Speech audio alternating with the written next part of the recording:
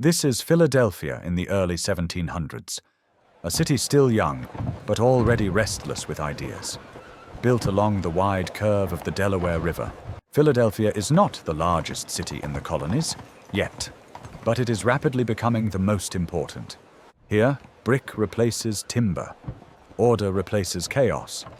Faith, trade, and science coexist in uneasy balance.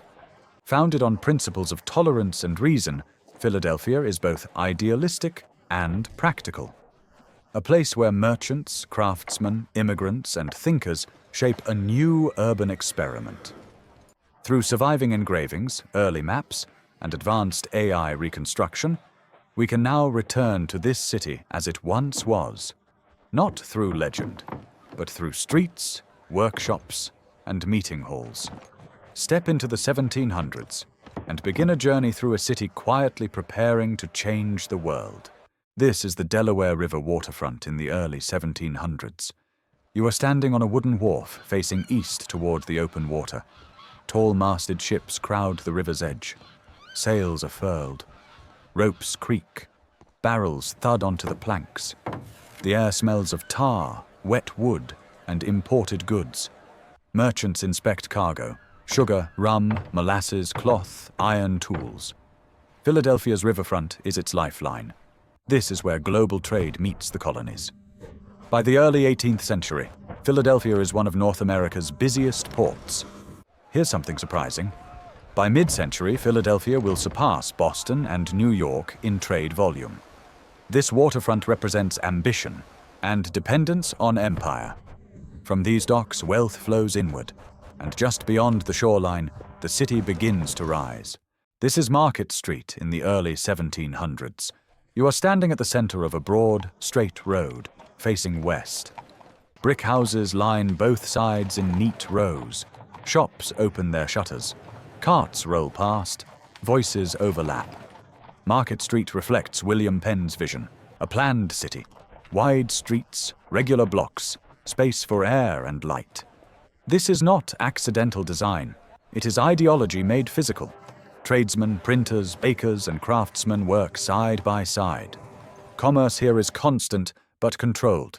Did you know Philadelphia was one of the first colonial cities to enforce building regulations to reduce fire risk? Order is power.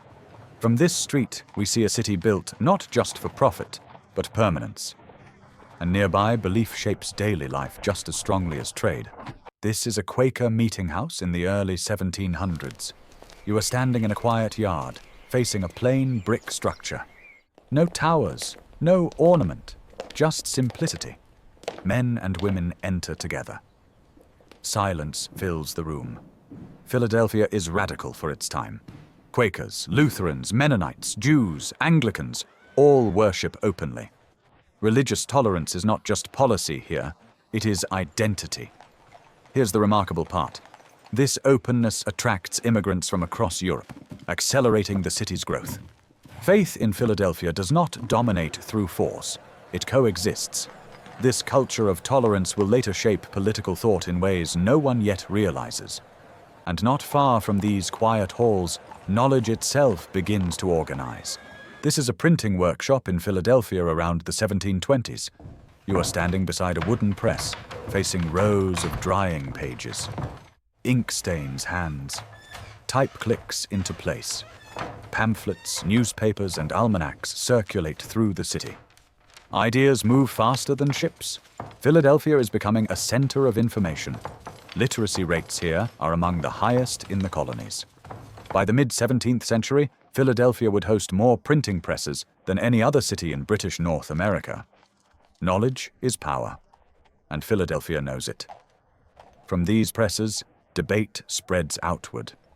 And soon, science joins commerce and faith as a defining force. This is Philadelphia in the mid-17th century. You are standing on a quiet street away from the busy port and main market. Low brick houses sit close together. Windows are open. You can hear daily life inside. The day begins early. Children are called inside to learn. Adults prepare for long hours of work. Education matters in this city. It is not only for rich families. Small schools appear inside neighborhoods. Church buildings are also used as classrooms. Books are shared between homes. Neighbors lend them to one another. Being able to read helps people find work and trade goods. Family life takes place in tight spaces. Many people live together under one roof. The kitchen is the center of the home. Cooking, working, and talking all happen there. Roles inside the family are clear. Men earn most of the income. Women manage the household and make goods at home. Children help with chores and work from a young age. Free time is limited, but it still exists. In the evenings, neighbors speak outside their doors.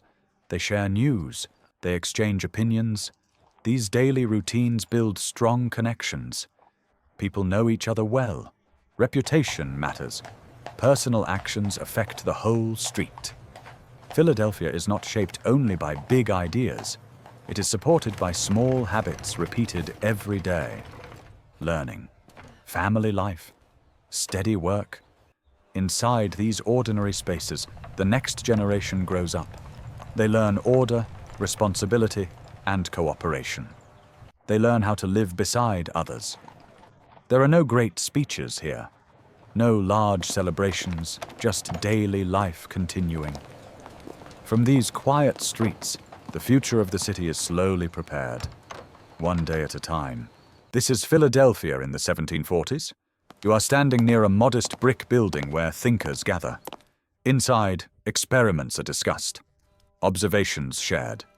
Benjamin Franklin walks these streets, not as a legend, but as a working printer, inventor, and organizer.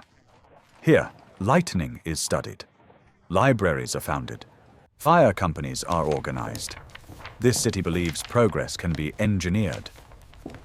One interesting fact is that Philadelphia would establish one of the first public hospitals and libraries in the colonies. Knowledge is no longer elite. It becomes civic infrastructure. And as ideas grow bolder, the city's social divisions become clearer. This is a residential district in Philadelphia in the mid-17th century.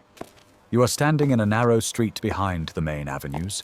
Smaller houses crowd together. Children run barefoot. Artisans work long hours. Laborers unload cargo from dawn to dusk. Philadelphia promises opportunity, but not equally. Wealth concentrates near trade and land ownership. You might not know this, but despite prosperity, many laborers live one accident away from poverty. The city's ideals are real, but imperfect. These tensions quietly build beneath the surface, and history is moving faster than anyone expects. This is Philadelphia in the late 1700s. You are standing at a high point, looking across rooftops, churches, and wharves. Smoke rises gently. Bells ring. Philadelphia is now the largest city in the American colonies, a hub of trade, thought, and political organization. Soon, revolution will place this city at the center of world history. Declarations will be written, new governments imagined, but in the early 1700s, none of this is guaranteed. Only possibility exists. From these streets, a nation will emerge. What you have just seen is Philadelphia before it became a symbol. A city built on order, tolerance, and relentless experimentation. Through AI and historical reconstruction, we can revisit worlds that shaped modern civilization, not to praise them, but to understand how they came into being and what shaped them.